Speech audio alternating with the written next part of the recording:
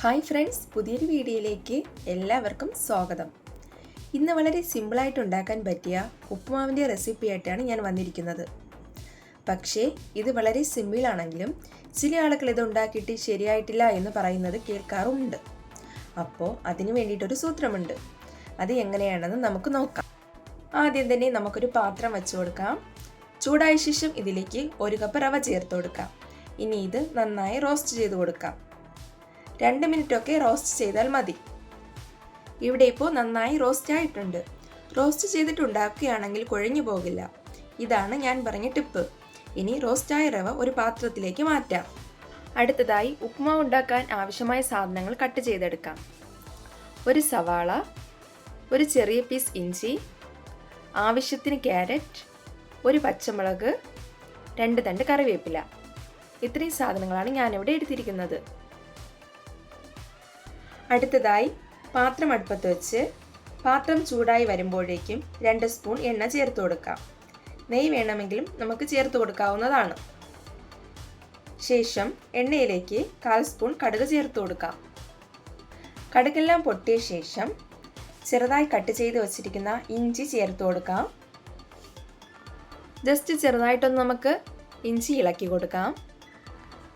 അടുത്തതായി ഒരു സവാള ചെറുതായി കട്ട് ചെയ്തതും ഒരു പച്ചമുളകും ക്യാരറ്റ് ചെറുതായി കട്ട് ചെയ്തതും ചേർത്ത് നന്നായിട്ട് ഇളക്കി കൊടുക്കാം.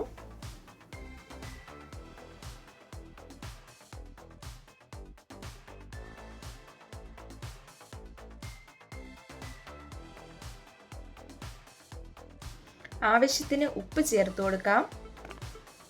വീണ്ടും നന്നായിട്ട് ഇളക്കി കൊടുക്കാം. ഈ സമയം നമുക്ക് ആവശ്യത്തിനുള്ള കറിവേപ്പില ചേർത്ത് കൊടുക്കാം.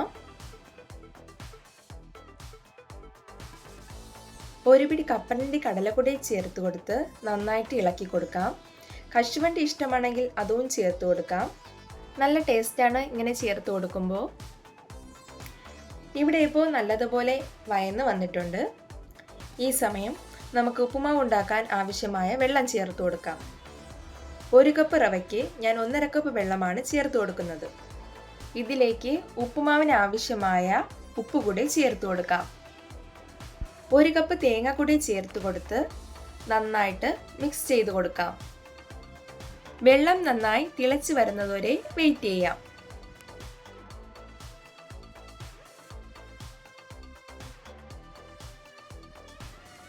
വെള്ളം ഇവിടെ നല്ലതുപോലെ തിളച്ച് വന്നിട്ടുണ്ട്. ഈ സമയം റോസ്റ്റ് ചെയ്ത് വെച്ചിരിക്കുന്ന റവ മാവ് ഇതിലേക്ക് ചേർത്ത് കൊടുക്കാം. മുഴുവൻ റവയും ഇതിലേക്ക് ഞാൻ ചേർത്ത് കൊടുത്തിട്ടുണ്ട്. നന്നായിട്ട് മിക്സ് ചെയ്ത് കൊടുക്കാം. റവ നല്ലതുപോലെ റോസ്റ്റ് ചെയ്തെടുത്തത് കൊണ്ട് കട്ട പിടിക്കത്തൊന്നുമില്ല. നല്ലതുപോലെ തന്നെ മിക്സ് ചെയ്ത് എടുക്കാൻ പറ്റും.